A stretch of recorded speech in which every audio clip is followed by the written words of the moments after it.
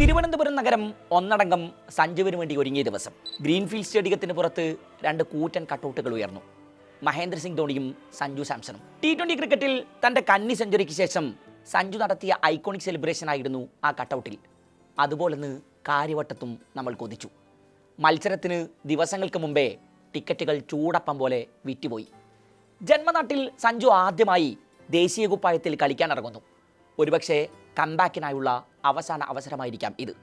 എന്നാൽ വീണ്ടും അയാൾ ഒരേ പിഴവ് ആവർത്തിച്ചു. ലോക്കി ഫെർഗൂസിന് മുന്നിൽ വീണ് സഞ്ജു തലകുനിച്ച് മടങ്ങുമ്പോൾ നിശബ്ദമായി കിടക്കുന്ന ഗാലറിക്ക് മുന്നിലൂടെ മറ്റൊരാൾ ബെഞ്ചിൽ നിന്നിറങ്ങി ആ 22 വാര പിച്ചിലേക്ക് നടന്നെടുത്തു. ഇഷാൻ കിഷൻ. ഒരൊറ്റ പരമ്പര കൊണ്ട് തൻ്റെ തലവരയെ തന്നെ മാറ്റിയെഴുതിയവൻ. തിലക് വർമ്മക്ക് പരിക്കേറ്റില്ലായിരുന്നെങ്കിൽ ഒരുപക്ഷെ ഈ സീരീസിൽ മുഴുവൻ വാട്ടർ ബോർഡ് റോളിൽ നമുക്കയാളെ ബെഞ്ചിൽ തന്നെ കാണാമായിരുന്നു. പക്ഷേ ഇക്കുറി ഈ പ്രപഞ്ചം ഒന്നാകെ അയാൾക്കായി ഗൂഢാലോചന നടത്തുകയാണെന്ന് തോന്നി. ലോകകപ്പ് സ്ക്വാഡിനെ പ്രഖ്യാപിക്കുന്നതിന് തൊട്ട് മുമ്പ് അത്ര ഉച്ചത്തിലൊന്നും ഇഷാന്റെ പേര് നമ്മൾ ക്രിക്കറ്റ് സർക്കിളുകളിൽ ഉയർന്നു കേട്ടിട്ടില്ല. പ്രതിഭകൾ വേറെയും പുറത്തിരിപ്പുണ്ടായിരുന്നല്ലോ. ഡൊമസ്റ്റിക് ക്രിക്കറ്റിലെ ഡൊമിനൻസ് എല്ലാവരുടെ കാര്യത്തിലും ഇന്ത്യൻ ടീമിലേക്കുള്ള വാതിൽ തുറക്കാനുള്ള മാനദണ്ഡമാകാറുണ്ടോ? സമീപകാലത്തൊന്നും ഇന്ത്യക്കായി T20 മത്സരങ്ങൾ കളിക്കാത്ത ഒരാൾക്ക് പെട്ടെന്ന് ലോകകപ്പ് സ്ക്വാഡിലേക്ക് വിളിയെത്തുമോ? ഇങ്ങനെ പല ചോദ്യങ്ങളും അന്തരീക്ഷത്തിൽ കിടപ്പുണ്ടായിരുന്നു. പക്ഷേ ലോകകപ്പ് ടീമിനെ പ്രഖ്യാപിച്ചപ്പോൾ ഇഷാൻ കിഷൻ സ്ക്വാഡിൽ ഇടം പിടിച്ചു. 2023 ഇതിനു മുമ്പ് അവസാനമായി ഇഷാൻ ഇന്ത്യക്കായി T20 കളിച്ചത്. സോ വലിയൊരു ഇടവേളയ്ക്ക് ശേഷമുള്ള കംബാക്കാണിത്. Thanks to Pragyan Ojha and RP Singh. Sanju Samson first choice wicket കീപ്പറായുള്ള ടീമിൽ, തിലക് വർമ്മ വൺ ഡൗൺ പൊസിഷനിൽ എരിഞ്ഞു കത്തുന്ന ടീമിൽ ഇഷാൻ അവസരം ലഭിക്കുമോ എന്നതായിരുന്നു ആരാധകരുടെ പിന്നെയുള്ള ചോദ്യം. ന്യൂസിലാൻഡിനെതിരായ പരമ്പര അതിനുള്ള മറുപടിയും നൽകി. തിലക് വർമ്മയുടെ പരിക്ക് ഇഷാന് മുന്നിൽ അവസരങ്ങളുടെ വലിയ വാതിൽ തുറന്നിട്ടു. ഒരുപക്ഷെ ഇനി ഒരവസരം ഇതുപോലെ തുറന്നു കിട്ടില്ലെന്ന് അയാൾക്ക് ഉറപ്പായിരുന്നു. അയാളത് കൃത്യമായി യൂട്ടിലൈസ് ചെയ്തു. സഞ്ജുവിന് കഴിയാതെ പോയത്. ഇന്നലെ ഗ്രീൻഫീൽഡിൽ 3-ാം ഓവറിലാണ് ഇഷാൻ ക്രീസിലെത്തിയത്. 18-ാം ഓവറിൽ ജേക്കബ് ഡഫിക്ക് വിക്കറ്റ് നൽകി മടങ്ങുമ്പോൾ തൻ്റെ കരിയറിലെ ആദ്യ T20 സെഞ്ചുറി പൂർത്തിയാക്കിയിരുന്നു അയാൾ. അതും വെറും 42 പന്തിൽ. ബാറ്റ് വീശിയത് 239 സ്ട്രൈക്ക് റേറ്റിൽ. പറത്തിയത് 10 സിക്സും 6 ഫോറും. സഞ്ജുവിനായി ഒരുങ്ങിയ സ്റ്റേജിൽ ഇഷാന്റെ സംഹാര താണ്ഡവം. ഇഷ്സോദിയും മിച്ചൽ സാൻഡറുമൊക്കെ ഗാലറിയിലേക്ക് തങ്ങളുടെ പന്ത് പായുന്നത് നിസ്സഹായരായി നോക്കി നിന്നു. സോദി എറിഞ്ഞ 12-ാം ഓവറിൽ 2 സിക്സും 4 ഫോറും സഹിതം 29 റൺസ് അടിച്ചെടുത്താണ് അയാൾ അർദ്ധ സെഞ്ചുറി പൂർത്തിയാക്കിയതെങ്കിൽ സാൻഡർ എറിഞ്ഞ 17-ാം ഓവറിൽ 3 സിക്സും 1 ഫോറും പായിച്ചാണ് സെഞ്ചുറി കുറിച്ചത്. ഫിയർലെസ്. ഈ സീരീസിൽ ഓപ്പണർമാർ വീണുപോയതിനു ശേഷം സമ്മർദ്ദങ്ങളൊന്നുമില്ലാതെ ഇന്ത്യയെ ഇഷാൻ സുരക്ഷിത തീരമടക്കുന്നത് പലകുറി നമ്മൾ കണ്ടിട്ടുണ്ട്.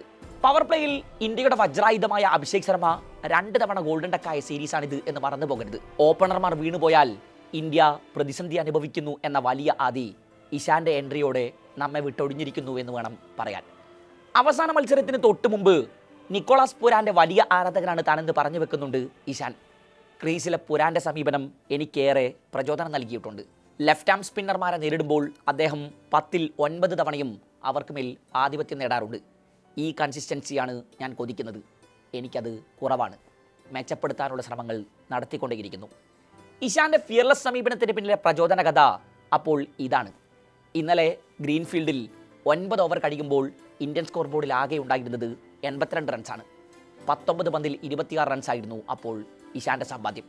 13 പന്തിൽ 20 റൺസുമായി സൂര്യ മറുവശത്ത്.